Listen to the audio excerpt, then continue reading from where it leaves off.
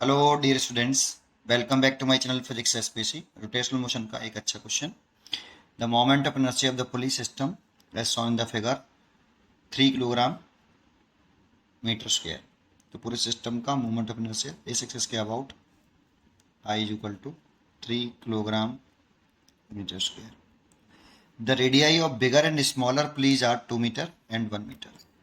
बड़ी पुली की radius 2 metre है और छोटी पुली की radius 1 metre respectively. As the system is release from rest, system को रिलीज कर रहे हैं रेस्ट से, मतलब इनिशियल एंगुलर वेलोसिटी 0 है।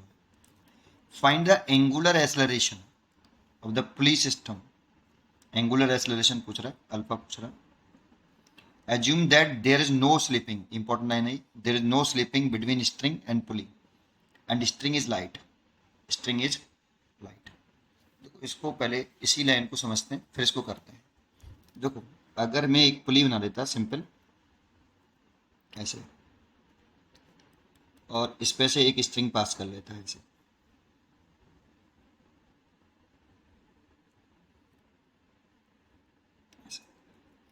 मान लो इस वाली स्ट्रिंग में टेंशन T1 और इस वाली स्ट्रिंग में टेंशन T2, और ये स्ट्रिंग जो है इधर चल रही है ए एक्सेलरेशन से। ठीक है, तो देखो इस पुली अगर किसके बीच में, स्ट्रिंग और पुली के बीच में स्लिपिंग नहीं है, इसका क्या मतलब है, पुली रोटेट कर रही है, पुली घूम रही है। घुमा कौन रहा है, फ्रिक्शन। जैसे एक पॉइंट पुली पे ले लो और एक पॉइंट स्ट्रिंग पे ले लो, एक पुली पर और एक स्ट्रिंग पे, तो स्ट्रिंग में तो एक्सेलरेशन कितना है, ए नीचे की तरफ, तो फिर पुली में कितना होगा।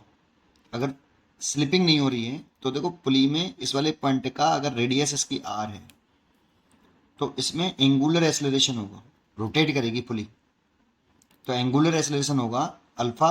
तो लीनियर एक्सेलरेशन टेंजेंशियल एक्सेलरेशन होगा, वो होगा आर अल्फा। तो पुली में टेंजेंशियल एक्सेलरेशन इस वाले पॉइंट में आर अल्फा, और स्ट्रिंग में इस वाले पॉइंट में एक्सेलरेशन ए। अगर पुली और स्ट्रिंग में कोई स्लिपिंग नहीं है तो ये एक्सेलरेशन और ये एक्सेलरेशन बराबर होना चाहिए, दैट मीन्स ए बराबर आर अल्फा। एक पॉइंट तो हमें ये पता होना चाहिए। दूसरा पॉइंट देखो, स्ट्रिंग मासलेस है। स्ट्रिंग कैसी है, मासलेस। अगर स्ट्रिंग मासलेस हो लेकिन पुली में का मास है और पुली में फ्रिक्शन भी है, तो जरा दूसरा पॉइंट समझते हैं। यहाँ पर ये जैसे ये पुली है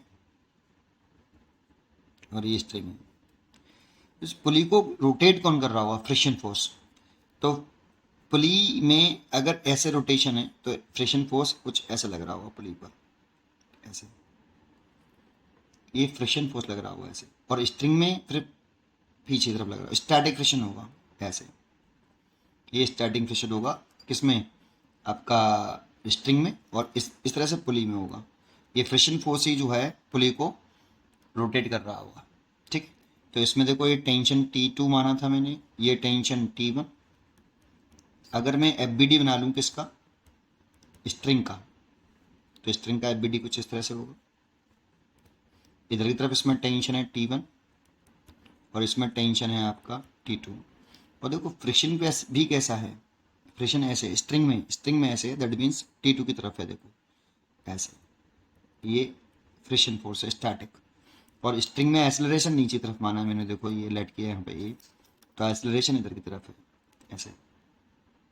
तो नेट फोर्स निकालूं अगर स्ट्रिंग पर, net force on string, string पे निकाल रहे हैं बेटा, नेट फोर्स ऑन स्ट्रिंग, तो F net is equal to T1 minus T2 plus F, और mass into string into acceleration T1 minus T2 minus F. लेकिन स्ट्रिंग मासलेस है बेटा, लाइट स्ट्रिंग वर्ड यूज किया है, string is light, that means string massless है। String pulley नहीं है massless बेटा, स्ट्रिंग मासलेस है। तो यहाँ पर स्ट्रिंग का मास 0 रख दें तो ये पूरा 0 हो जाएगा, T1 माइनस के T2 minus F, that means T1 equal to T2 plus F. तो मैं ये कह सकता हूँ कि दोनों स्ट्रिंग में जो टेंशन है वो अलग अलग होगा, डिफरेंट होगा, जबकि स्ट्रिंग मासलेस है फिर भी टेंशन दोनों में डिफरेंट होगा, क्योंकि वहाँ पे फ्रिक्शन है। वो टेंशन में डिफरेंस किसके बराबर होगा, फ्रिक्शन के बराबर होगा। टेंशन में कितना डिफरेंस है, फ्रिक्शन के बराबर डिफरेंस है। तो पहले आपको ये वाली बात पता होनी चाहिए। चलिए अब इसके मैकेनिज्म पर आते हैं, इस वाले क्वेश्चन पर आते हैं। देखो इस जगह पर एक हम दिखा देते हैं 6G और इसमें दिखा देते हैं हम 3G। इसमें टेंशन लिख लेते हैं T1 और इसमें लिख लेते हैं टेंशन T2, ऐसे है ना। अच्छा, और इसमें स्ट्रिंग में इधर की तरफ पुलिक पे बनाएंगे तो ये T2 और ये वाला भी T1, और इसमें एसेलरेशन A1, इसमें एसेलरेशन A2। एसेलरेशन क्यों डिफरेंट माना वो जरा समझाता हूँ, क्योंकि इसकी रेडियस अलग है। देखो R, तो इसमें जो लीनियर एसेलरेशन डेवलप होगा, एंगुलर एसेलरेशन तो दोनों में सेम ही होगा, अल्फा। ऐसे, सॉरी ऐसे नहीं, उल्टा घुमा दिया, ऐसे बनाना चाहिए, क्योंकि बेटा ऐसे घूमनी चाहिए पुली आपकी, क्योंकि ये वाला एसेलरेशन ज़्यादा है तो ये नीचे की तरफ आएगा बेटा, ये ऊपर जाएगा, तो एंगुलर एसेलरेशन ऐसे होगा। और एंगुलर एसेलरेशन सेम होगा, बट लीनियर एसेलरेशन जो होगा AT बराबर आर अल्फा से, आर अलग है तो दोनों का लीनियर एसेलरेशन अलग होगा। A2 की जो वैल्यू होगी वो A2 मैंने इस वाले ब्लॉक के मतलब छोटे वाले के लिए माना है, तो इसकी रेडियस है 1 और अल्फा, और A1 मैंने बड़ी वाले के लिए माना है, इसीलिए A1 इज इक्वल टू, इसकी रेडियस मैंने 2 मीटर मानी है तो R अल्फा से 2 अल्फा। तो A1 A2 में रिलेशन भी हो गया हमारा, ठीक है, कोई बात नहीं। तो अब मैं देखो एक इक्वेशन हमारी ये बन गई, एक इक्वेशन हमारी ये बन गई, और एक इक्वेशन मैं यहाँ से बना सकता हूँ इसके लिए, M6 kg वाला ब्लॉक के लिए। तो 6 वाले kg वाले ब्लॉक के लिए अगर मैं इक्वेशन बनाऊँ तो नेट फोर्स आपका 6G माइनस के T1 is equal to 6A1, और A1 की वैल्यू 2 अल्फा है, क्योंकि मेरे को एंगुलर एसेलेरेशन निकालना है, तो एंगुलर एसेलेरेशन में कन्वर्ट कर लेता हूँ 6G माइनस के T1 और 2 अल्फा, A की वैल्यू A1 की वैल्यू 2 अल्फा पुट करूँ तो 12 अल्फा, इक्वेशन 1, ठीक है, ये 3 इक्वेशन की वैल्यू।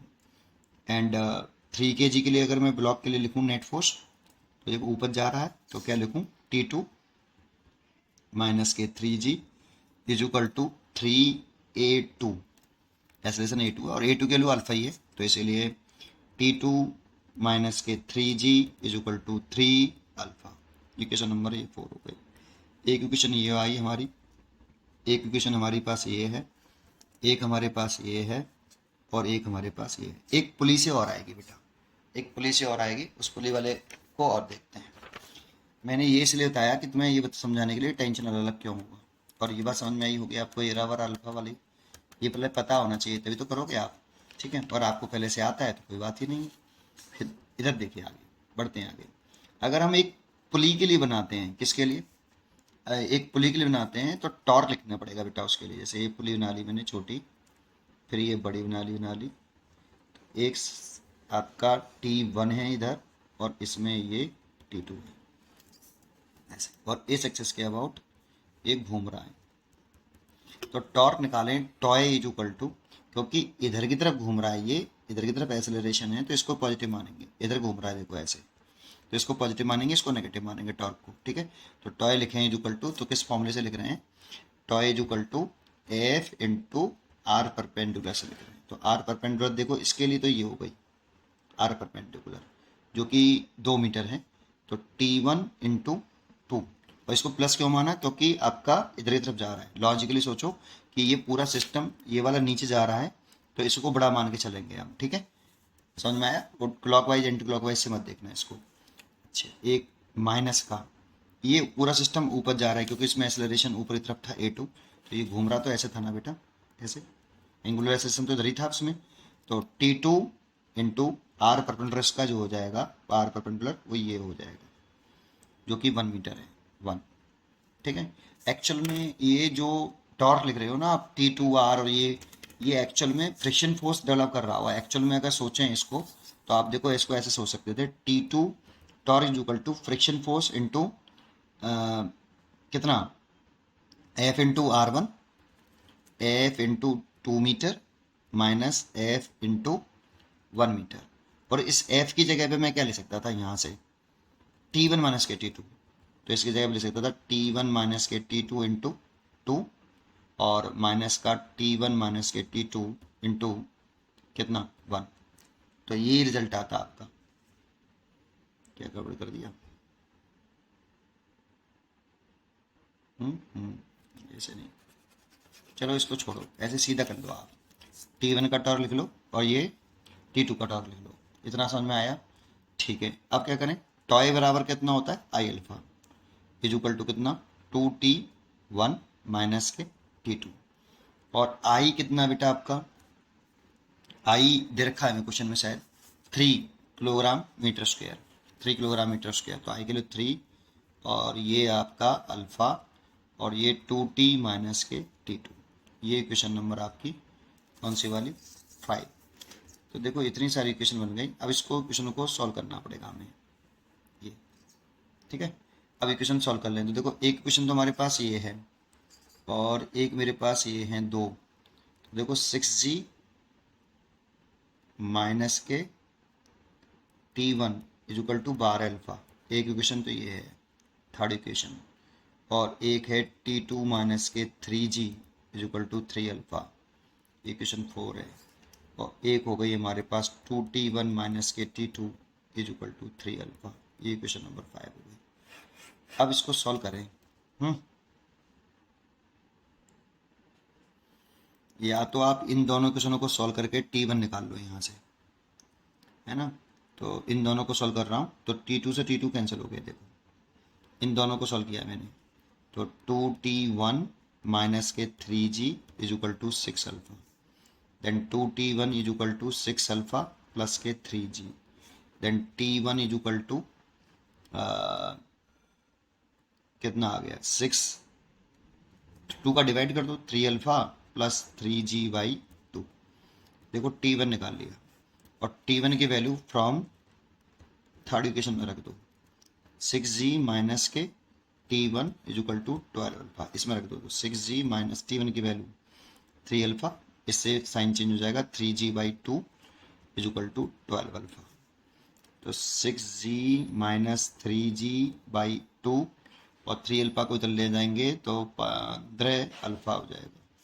और यहाँ से देखें तो 12g माइनस के 3g/2 is equal to 15 alpha, तो 12 में से 3 गए तो 9g/2 is equal to 15 alpha, तो alpha is equal to 9g की वैल्यू 10 और 15 और 2 30, तो ये 90/30, तो इसे काट देंगे 3 रेडियन पर सेकेंड स्क्वायर अल्फा, अल्फा की वैल्यू 3 रेडियन पर सेकेंड स्क्वायर आ जाएगी। उम्मीद करता हूँ कि आपको ये क्वेश्चन जरूर समझ में आया होगा। पढ़ते रहिए और खुश रहिए। Thank you.